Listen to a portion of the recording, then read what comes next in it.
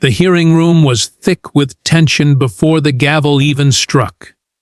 The kind of tension you can almost taste, like metal on your tongue, like the heavy air before a thunderstorm. Rows of reporters lined the back, cameras poised, pens clicking against notebooks. A faint buzzes of whispers darted across the chamber, but at the center of it all sat two figures whose clash was about to define the day. Senator John Kennedy, with his Louisiana drawl and piercing wit, leaned forward in his chair, eyes sharp as a hawk. Across from him, Senator Patty Murray sat with an air of quiet confidence, her lips pressed into a thin line, her posture stiff, as though daring anyone to challenge her control. Kennedy had spent his career cultivating an image of plain, spoken honesty. He grew up in the rural South, where folks didn't care for polished speeches so much as straight talk. His childhood taught him resilience.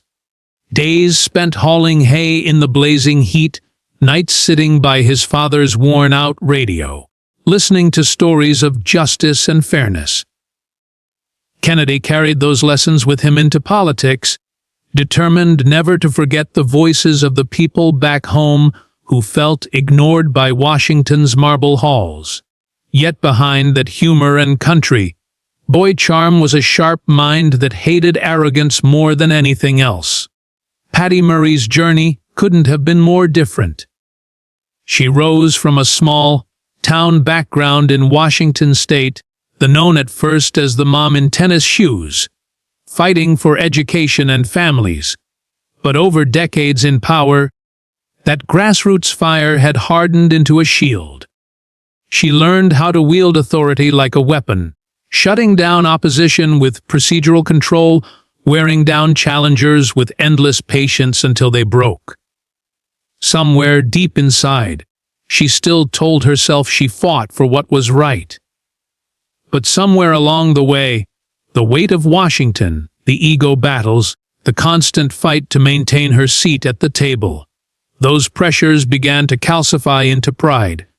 And pride, unchecked, can turn into something dangerous. The moment the hearing began, Murray made it clear who she thought was in charge.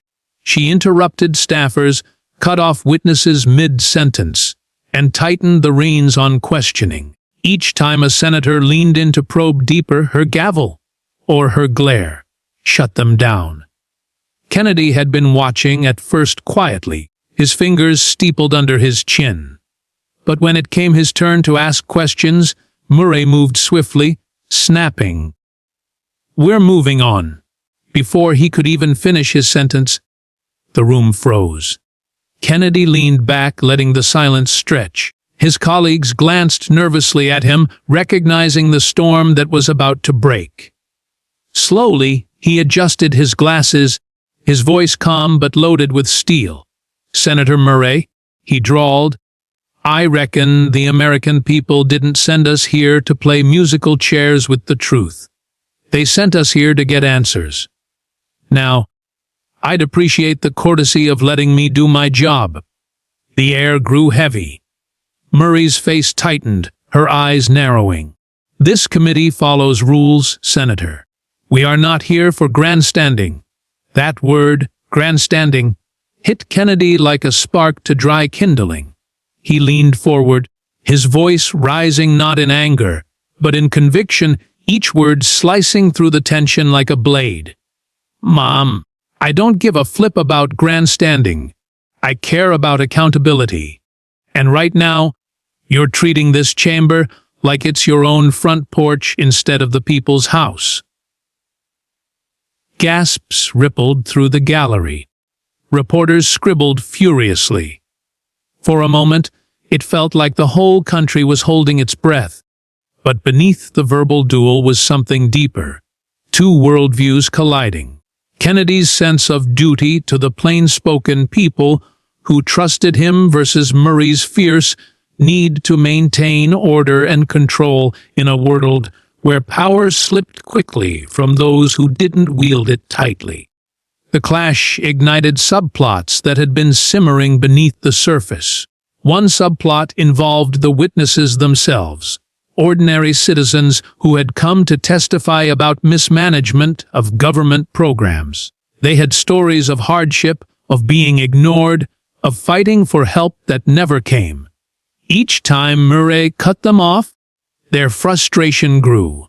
Kennedy's defense of their voices wasn't just political theater. It was personal.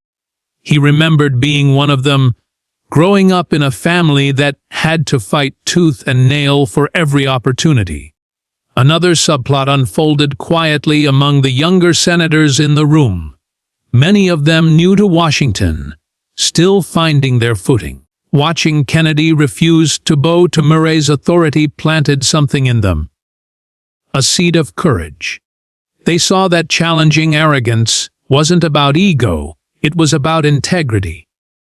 They whispered to each other later, saying they'd never forget the day Kennedy reminded them what it meant to serve, not rule. As the hearing wore on, Murray tried to regain control, striking her gavel, invoking rules, even calling breaks. But Kennedy wouldn't yield. His questions grew sharper, his tone more deliberate.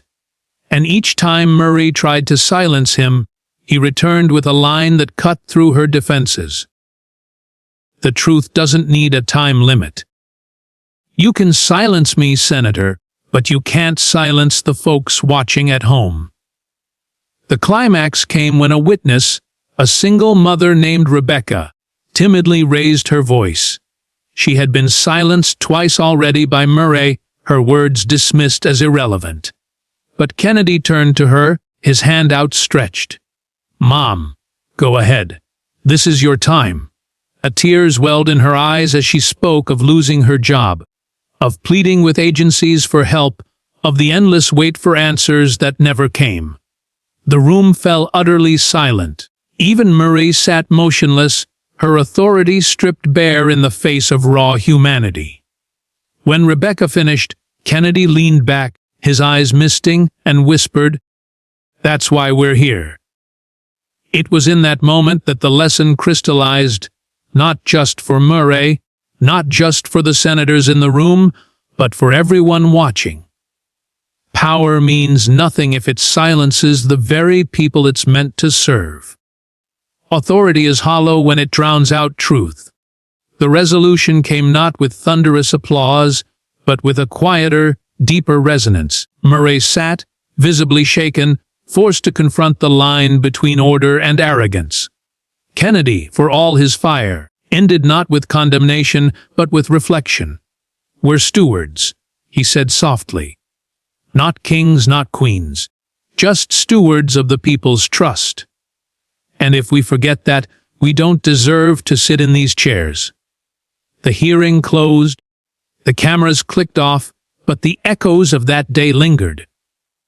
For the witnesses who finally had their say, for the younger senators who found courage, for the citizens watching at home who felt seen, something shifted. And as Kennedy walked out into the bright sunlight beyond the chamber doors, he carried with him not just the satisfaction of a verbal victory, but the weight of a truth worth fighting for, that humility, not pride, is what keeps democracy alive.